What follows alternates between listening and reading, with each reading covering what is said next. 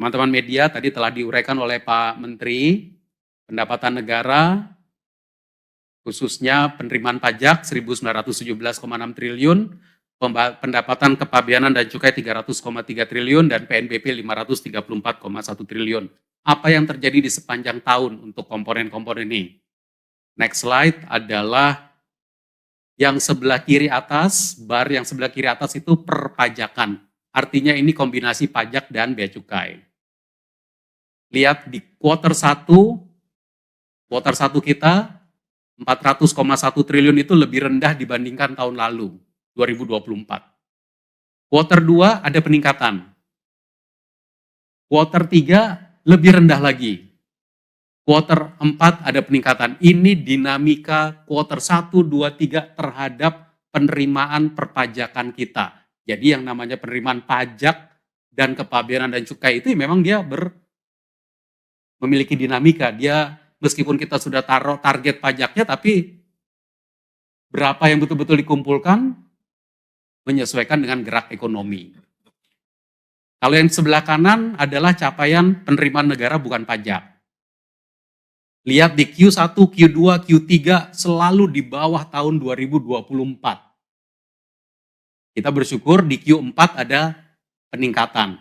Kenapa selalu di bawah 2024? Karena lihat di bawah harga komoditas antara Q1 2024 sampai dengan Q4 2025 selalu turun. Merendah, menurun, ICP jauh lebih rendah. $80 di Q1 2024, $62,5 di Q4 2025. Kalau harga minyak menurun, ya penerimaan negara dari minyak juga menurun. Batu bara juga seperti itu, malah dinamikanya sempat naik sedikit, tapi kemudian turun lagi di 2025.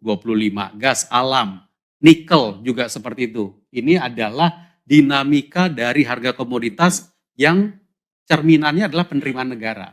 Baik penerimaan perpajakan maupun penerimaan negara bukan pajaknya. Nah kita beruntung di Q4 ada perbaikan, nanti di bagian PNBP akan kita tunjukkan beberapa perbaikan itu. Khusus mengenai penerimaan pajak tahun 2025, 1.917,6 triliun.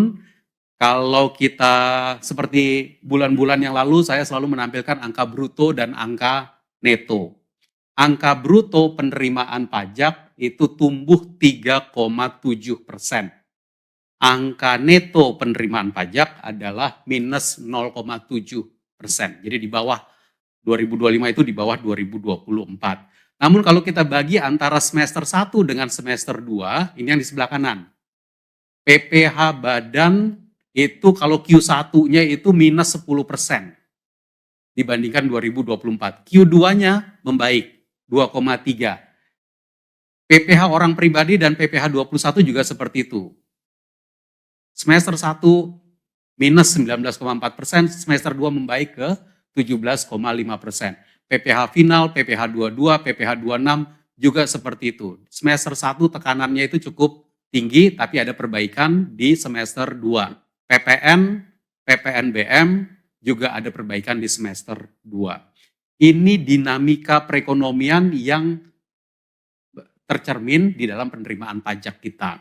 Nah karena itu inline dengan tadi Pak Menteri menguraikan tabel mengenai sektor keuangan, inflow, SBN, SRBI, dan juga saham. Di Q4 itu membaik. Kita juga berharap, dan itu inline, dia sejajar dengan di dalam penerimaan pajak kita di Q3 dan Q4-nya membaik. Ini menjadi modal kita masuk ke 2026, perbaikan dari kondisi ekonomi. Kalau kita lihat penerimaan pajak menurut sektor, beberapa sektor yang besar, yang utama industri pengolahan, perdagangan, keuangan dan asuransi, pertambangan, dan kita lihat dia secara kaleidoskop Q1, Q2, Q3, Q4, kita lihat perbaikan di dalam kinerja pengumpulan pajak sektor-sektor utama kita. Pengolahan itu 24,6% kontribusinya dari total penerimaan pajak. Perdagangan itu 22,6%. Jadi dua sektor ini aja udah hampir 50% dari seluruh penerimaan pajak kita. Kita lihat ada perbaikan. di Q3 dan juga Q4, terutama di industri pengolahan.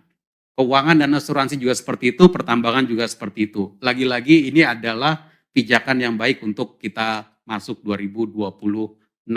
Jelajahi cara baru mendapatkan informasi. Download Metro TV Extend sekarang.